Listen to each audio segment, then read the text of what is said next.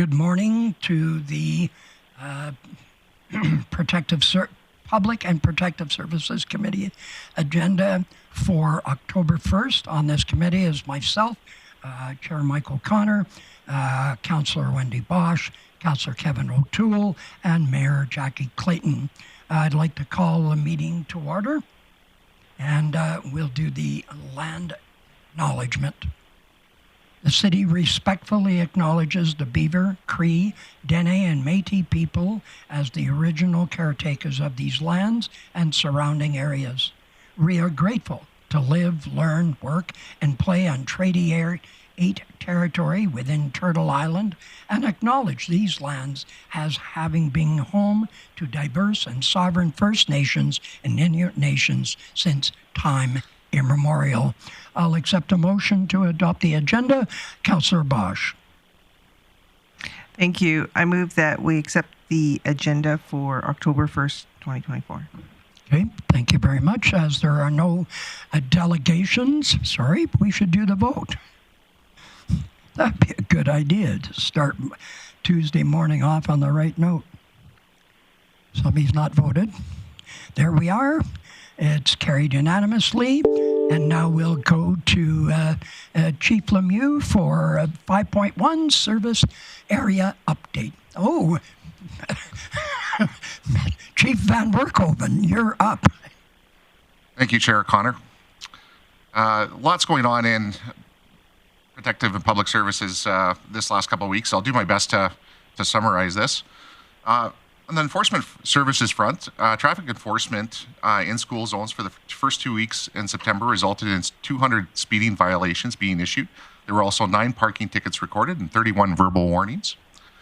Peace Officer Sergeant Hoffman and Gallant attended a social disorder and urban crime conference in Lethbridge on September 24th. This conference provided an opportunity for our team to collaborate with agencies across the province regarding their programs targeting social disorder and to compare strategies and outcomes. Mobile Outreach participated in the First Responder Day on September 14th, 2024, alongside Enforcement Services and GPPS, which showcased their newly updated rack cards, which were available for distribution. From the RCMP, on September 6th, Grande Prairie RCMP Crime Reduction Unit, in concert with Grande Prairie RCMP, conducted a proactive crime reduction initiative, resulting in the arrest of 6 individuals and the recovery of 5 stolen vehicles. Video surveillance received from one of the 27 thefts resulted in the identification of a male suspect and his vehicle. A subsequent search warrant was conducted, leading to the arrest of a male suspect and female suspect.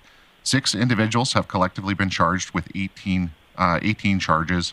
All parties are scheduled to appear in Alberta Court of Justice in Grande Prairie. Also from the RCMP, cram a cruiser instead of filling the back seat with suspects. I was going to use the word perps, but then I think all the police officers in the room would look at me with disgust. Instead of filling the back seat with suspects, the Grande Prairie RCMP will be cramming the cruisers with donations of non-perishable food items and essentials in support of Grande Prairie Salvation Army. On September 21st and 22nd, detachment officers were present at the Grande Prairie Save on Foods. Helping out and supporting our community is important to officers and staff at the Grande Prairie RCMP detachment. We're grateful for the opportunity to team up with Save on Foods and the Salvation Army. As a result, members filled 10 police cruisers and collected $2,500 in gift cards. Overall, the event was very successful. From GPREP, GPREP participated in a 2-day exercise with Pembina Pipelines, which was an opportunity to strengthen relationships and understanding between private and public sector when it comes to emergency management. On September 16th, the Alberta Emergency Management Agency also provided an overview of changes to the Alberta Emergency Management Legislative Framework, specifically Bill 21. From Housing and Homeless Initiatives, 2024 point-in-time count of homelessness is coming up on October 9th.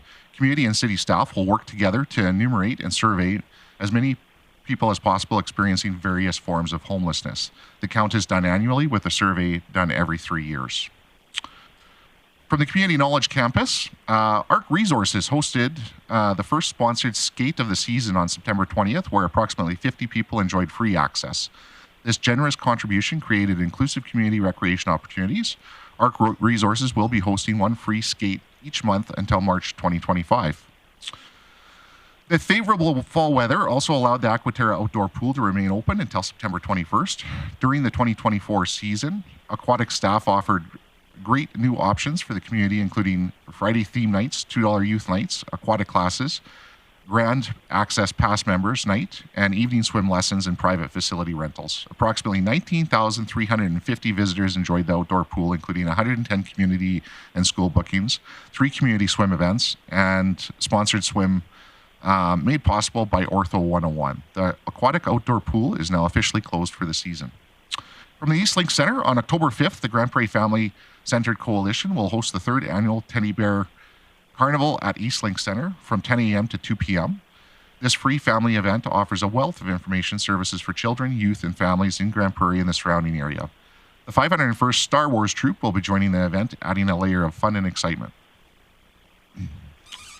The annual aquatic shutdown successfully concluded, and the Aquatic Center reopened on September 28th. Scheduled projects, annual maintenance, and deep cleaning work was completed collaboratively with corporate facilities and ELC aquatic staff.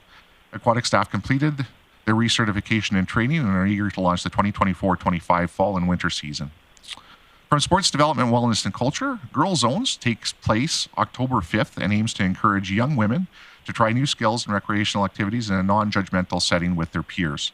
The event also attempts to grow girls' participation in sports during adolescence while creating a safe and inclusive space for participants to try new things. Creative City Summit, the bear statue installed as a legacy of the 2024 Alberta Winter Games, was selected to be featured in the Creative City Summit Public Art Year in Review program this week in Vancouver. From events and entertainment, Peace Country Invitational PBR was at the Bonnettes Energy Center this past Saturday night. The event will be broadcast on TSN at a later date.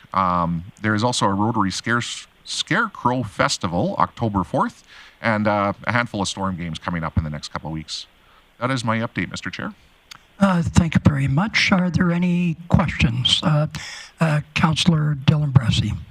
Great, thank you. Thanks for the update. If you don't know this, I'm fine with just an email after, but the point in time count, some years we require volunteers for that. Do you know if there's going to be a volunteer call out this year, or if we've got just staff from agencies handling it all? Through the chair, I'll have to get back to you on that, Councillor Bressy. Excellent, thank you. Okay, seeing no other questions, I'd like to turn it over to Chief Van Werkhoven to introduce our next report. Thank you, Mr. Chair, and it's my pleasure to introduce Dan Wong, Chair of the Grande Prairie Police Committee Update, to provide an update from the Police Committee. And please introduce yourself once you get set up and the microphone's on. Pull them closer to yourself. And then for the record, please introduce yourselves.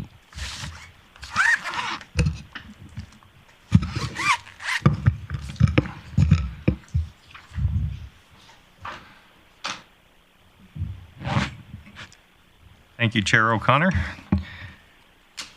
My name is Dan Wong. I'm Chair of the Policing Committee, and I'm joined today by the Officer in Charge, Superintendent Lee Brockman. We presented the 2023 fourth quarter update this past May, and today we're going to provide a first quarter update for 2024 for the RCMP. So as Chair of the Policing Committee, I will present the report, and then we'll answer any questions that you may have about it. So the report includes community activities for the first quarter, crime statistics, and staffing levels. The first few pages of the report in your packages that you received show dozens of community engagements ranging from youth groups to cultural groups, schools, social service agencies, and seniors lodges. So if you want to jump to page 5 of the report, it does show the 3 top priority areas. First one being transition to municipal police service. Then it's community engagement and diversity and community safety. So I'll start with the transition to municipal police service. The RCMP detachment is working with GPPS to integrate and enhance service delivery within the community. They began by onboarding 2 members of GPPS into the detachment as active officers working under the command of RCMP. So the RCMP is also making strides towards establishing a standalone rural detachment to serve the surrounding areas after the transition is completed. They continue to hold monthly meetings to update their staff on matters that impact departmental personnel. Under Community Engagement and Diversity, the RCMP Community Engagement and Diversity Unit has made strides in involving RCMP members with community groups throughout the city. The RCMP have established an Equity, Diversity, and Inclusion Advisory Committee that is fully underway and establishing terms of references and determining how to best engage with various diverse groups. Under community safety, their crime analyst research continued throughout this quarter. The Crime Reduction Unit and the General Duty Program executed several arrest warrants and are on track to exceed their annual target. The execution of drug search warrants also exceeded the targets for this quarter, as did the number of patrols at Cedar Point, Wapiti House, and the downtown core. Moving on to page 6 of the report, it shows a comparison of the crime statistics for the first quarter of 2024 in relation to the same period in 2023. It also does show year-end statistics for 2022 and 2023. Note that the quarterly statistics are only a snapshot in time, and seasonal variations tend to average out over the course of a year. So many of the stats do show a significant reduction in offenses this year over 2023. Finally, I do want to move to the last section of the report with the human resources numbers. These figures can fluctuate significantly as members transfer in and out of the Grande Prairie detachment. But at the time of the report, you can see that out of the 110 established positions, there were 88 working members, 11 on special leave, and another 11 hard vacancies. The revised HR plan is set to establish the base number of municipal RCMP at 92.8 FTEs for the rest of the year. So that concludes the first quarter update. With the help of Superintendent Brockman, we're open to answering any questions that you may have. Yes, any questions? Councillor Bosch. Thank you, Chair. My first question is on the hard vacancies. How are we looking at mitigating that into established positions or working? Yeah, through the chair. Thank you for the question, Councillor Bosch. What I can say is, in addition to looking towards additional intake of Grande Prairie Police Service members, we're also working with our staffing folks in the Alberta RCMP to continue to bring in either experienced officers or recruits at a depot. That is continuing as well at this point in time to backfill some of those hard vacancies. Do we know a timeline at all? So we've had a number of cadets at a depot join us in the last few months. I think we've had 3 or 4 join us. One just has been on board in the last couple of weeks. We also have another 3 individuals that are experienced constable or members coming into the detachment as well, just waiting on relocation processes. 1 is an NCO and 2 are constables. Thank you. Sorry, a non-commissioned officer, a supervisor, and the other 2 are frontline. Okay, I don't know if this is appropriate or not, but I hear there's been a change in your career, and I want to say from us at City Council, we've enjoyed working with you and wish you luck in your future going forward. And if you'd like a moment to say some words, we'd love you to have that opportunity. Thank you very much, Chair O'Connor. It's been a pleasure to serve the community of Grande Prairie and to work with Council as well over the last 2.5 years. So I very much enjoyed my time here and look forward to making Grande Prairie my home. We will continue to keep the committee and Council updated on plans for my replacement. Thank you. Any other questions? Seeing none, thank you very much.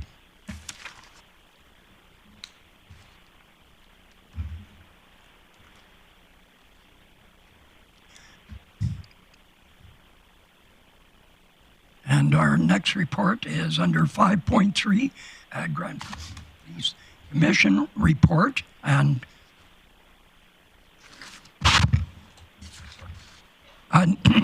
sorry, I need a motion to receive the last report. And Councillor O'Toole. Yes, I move the committee receive this report for information. Thank you very much.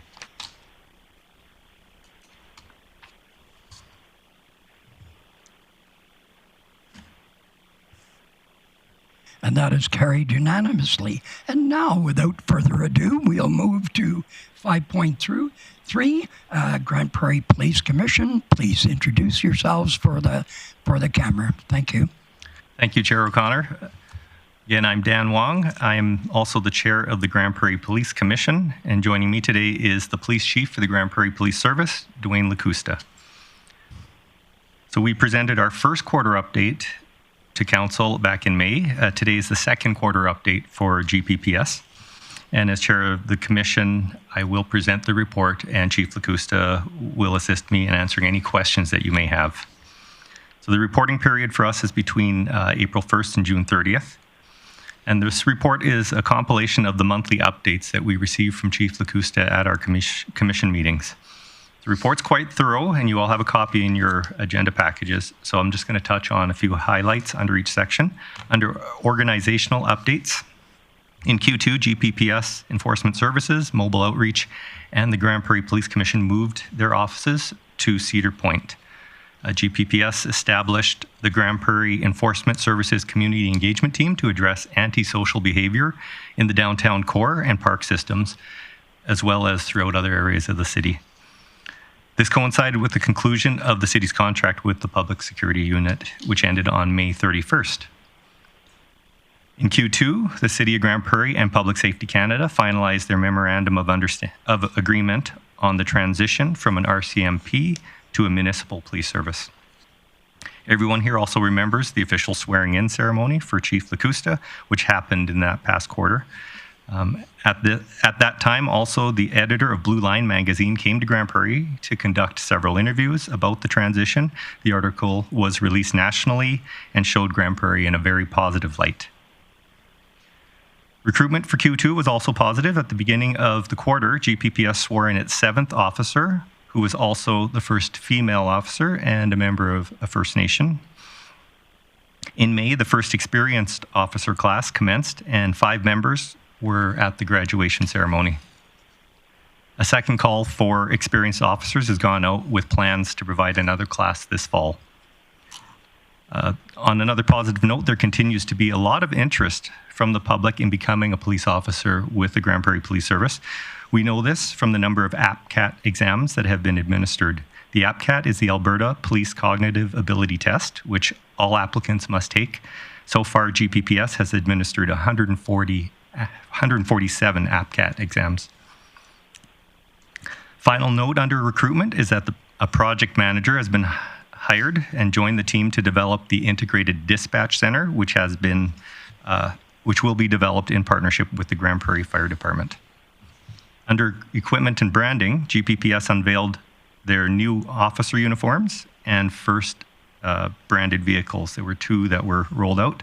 Since then, 10 new patrol vehicles have arrived and are being outfitted with equipment and are being branded for GPPS. The service also received their polygraph equipment, which will be used for the recruitment process and for future investigative purposes. Equipment and facilities are completed to run the Alberta Physical Readiness Evaluation for Police, or the APREP, which leads us to the training. GPPS received approval to conduct the APREP, which is the provincial standard for fitness screening of police constables. GPPS members will be able to receive Indigenous training content through Northwestern Polytechnic as part of their training on diversity as well. So as we move into the third quarter, here's some quick highlights. The first new recruit class commenced September 9th. All training will take place in collaboration with Lethbridge College, Eastlink Center, Northwestern Polytechnic, and several local businesses. The first experienced officers will also be deployed in Q3. The Commission and GPPS have reviewed the police budget for 2025, and we'll be presenting that to City Council this November. The Commission launched their new website. The website is at www.gppolice.com. And the Commission welcomed a new member to its group through a provincial appointment. So many of you already know Everett McDonald, who was a former MLA for the Grande Prairie Smoky constituency. He also served as Minister of Agriculture for the provincial government and also served as a former reeve for the County of Grande Prairie. His family settled in the region in 1914, and he has extensive knowledge of the area and its people. Everett attended his first meeting about 2 weeks ago, and we're really pleased to have him join our ranks. The last page in your package also shows the financial variance report for the Commission and the Police Service. So the report shows the year-to-date variance as well as projected variance to the end of 2024. So overall, a $1.3 million savings over the 2024 budget is anticipated. Many of these savings are due to projected recruitment timelines, which varied from the MNP Policing Transition Report. So the transition plan didn't account for the time it would take for advertising and processing applications, or the time required to set up the infrastructure and programs for training new recruits. Since the actual number of officers was lower than those shown in the policing transition plan, operating expenditures were also lower for that quarter, and will finish out that way at the end of the year. Also, the purchase of associated equipment and other expenses for those officers would not be required this year, but they'll be rolled into next year's budget. So that's similar for all the capital expenditures for 2024. Chief Lacusta and his executive team have finished putting in the systems in place for training, which will allow them to accelerate their recruiting efforts going forward. So at our last commission meeting, the commission received an update on the recruitment plan for the transition, and we have no concerns about getting to the proper numbers of officers needed for Grande Prairie within the transition timelines and within the budget that's been allocated for GPPS. So at this time, I'll stop, and we'll try to answer any questions that you may have about the second quarter update. Councillor Bosch. Thank you, Chair. My question is in regards to the $1.3 million in savings, basically due to staff vacancies. Are we missing? I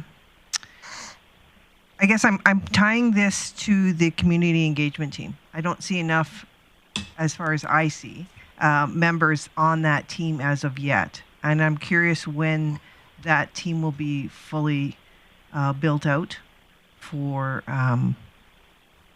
that portion of GPPS. Yeah, great question. So we're currently in the process of another staffing competition. We have 21 shortlisted. We had a significant interest for the positions that we had advertised, so we need to bring those numbers up. We also have to acknowledge that we lost 2 members from the CPO program to the police side, and we have another one that's coming over for the next class there. So we anticipate that's going to continue, which is a good thing.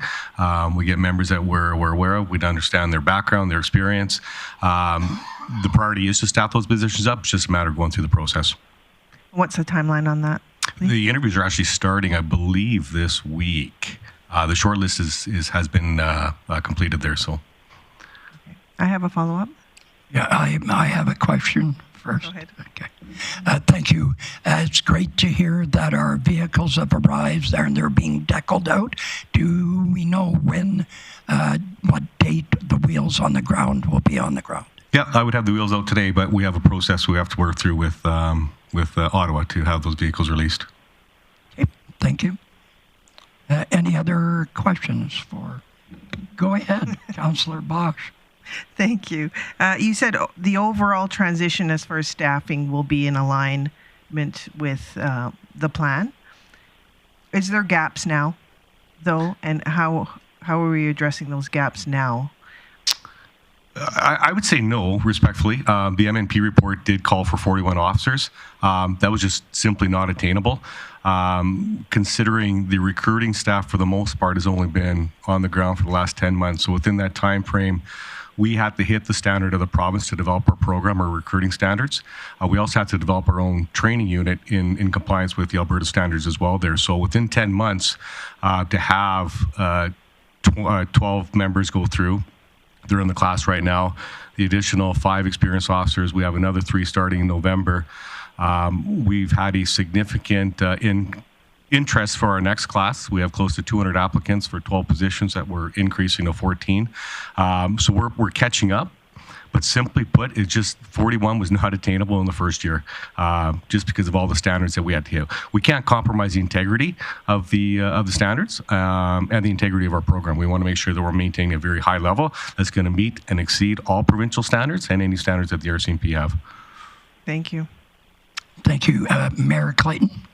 Thanks, Chair O'Connor. Just curious on Q3, you mentioned in regards to commission members traveling to other municipalities to gain information on best practices. Wondering if you can expand on that. Sure.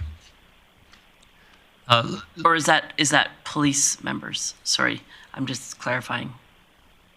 Where was that one? On Q3 on the last page. Second to last item.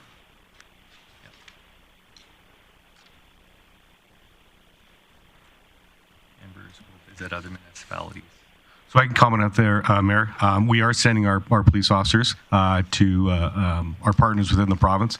We've had a significant support from the Edmonton Police Service, Lethbridge, Medicine Hat, Calgary, but probably the most significant partnership that we have is Chief McPhee and the Edmonton Police Service. So they're really just opening up their books, providing their best practices, providing their training. In fact, today we have 3 members from Edmonton that have come up here for the week to train our members on emergency vehicle operations. We are aligning ourselves with operations when it comes to the development of our specialized teams, such as IDENT, Tactical, Canine. Again, very, very supportive throughout the province from our municipal partners. Chair O'Connor, I had an additional question. Go ahead, Mayor Clayton. Thanks. Curious on, in regards to initiatives that you're leading right now, for example, noise pollution initiatives, etc. If residents in the community have other areas of town that are of concern with loud vehicles, etc., what's the best way for them to reach out? Should they do that through the non-emergency number of the police, and then the RCMP will tell you of these concerns they've heard? Should they go to a police commission meeting? What's the best way for them to tell you of concerns on priorities and in operational items that are currently being managed by the Grande Prairie Police Service?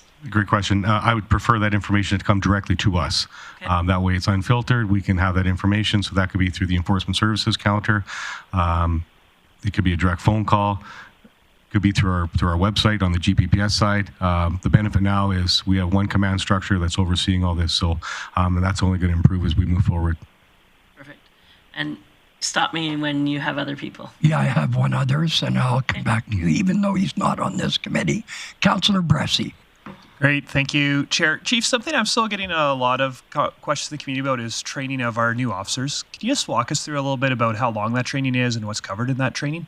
You bet. So we're currently partnered up with the Lethbridge Polytech in partnership with the NWP here right in Grande Prairie. But it's a 26-week program. So we're walking them through, it's police foundational training is what it is. So it's everything from criminal law to control tactics to firearms to emergency vehicle operations to provincial statutes. We're basically giving them a full account of their policing responsibilities in 26 weeks, as opposed to the experienced officers that come through, which is a 5-week program. So those experienced officers already have that foundational training, plus they have the experience as well. Once our recruits graduate from the foundational training of 26 weeks, they are now assigned a field training officer on the road to basically mentor them, work with them, work side by side in the same vehicle, just to ensure that they're deploying the best practices, correcting the behavior, helping them, guiding them through. It's basically an apprenticeship there. So under the watch of a journeyman, to put it simply. So it's a very extensive program. What I really like about the program that we chose through Lethbridge is it's academia that's providing the foundational training with a number of SMEs that we developed there internally. For example, our control tactics, we developed it through the a program down in in Kentucky. Very well-regarded training that we sought and that we're providing our members. I've got a supplemental before I go to Mayor Clayton. I understand that Public Safety Canada had recommended to the minister in charge of RCMP that we look at a different model of policing. Can you point out the differences in the training going forward and what that looks like? And you don't have to answer me right now, but I'm just curious as to what that would look like. I'm not sure. I'm sorry. Public Safety Canada is. I missed that part. Yeah, they had made a recommendation, 7 points in a letter in December 2019 to the minister in charge of the RCMP, and there need to be 7 different changes to not have contract policing. And one of those was modernizing and changing the model of policing.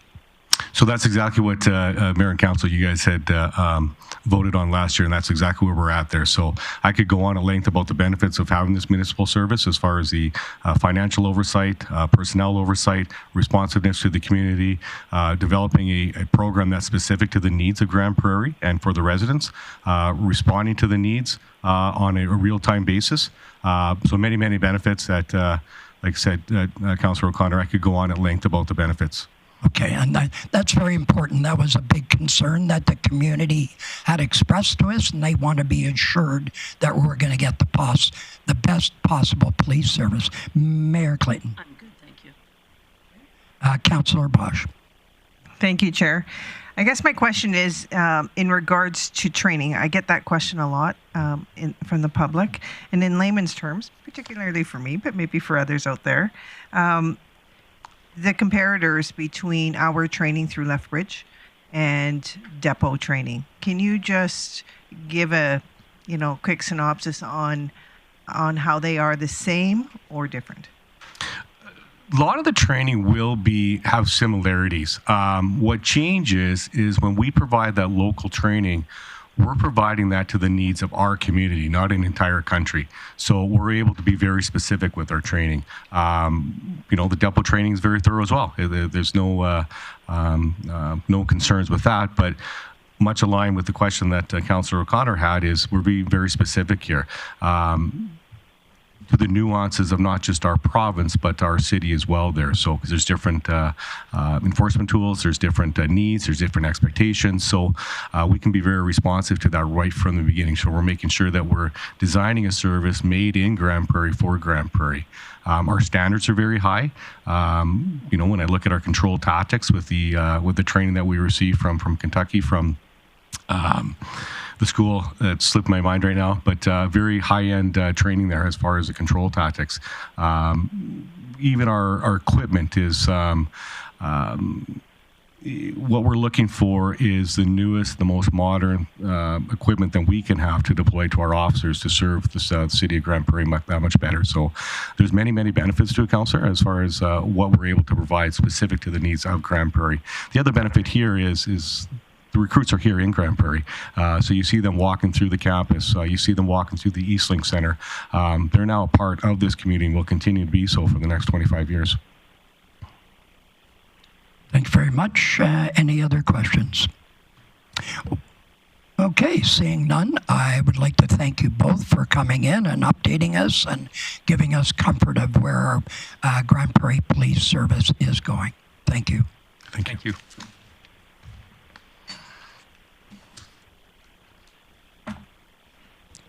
Moving on, there is no correspondence. No. I always miss the business part. I'm trying to move ahead. Okay, I'd like, who will do business? Councillor O'Toole.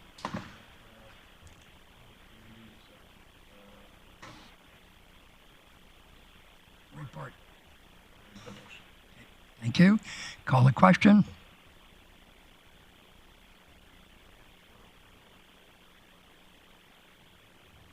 And that's carried unanimously. Now, having done business, we'll move forward to outstanding items list, and Chief Van Werkhoven, please. Thank you, Mr. Chair. There are no changes to the PPS outstanding items list for this. Okay, thank you. I entertain a motion to accept this report going forward. Councillor Bosch.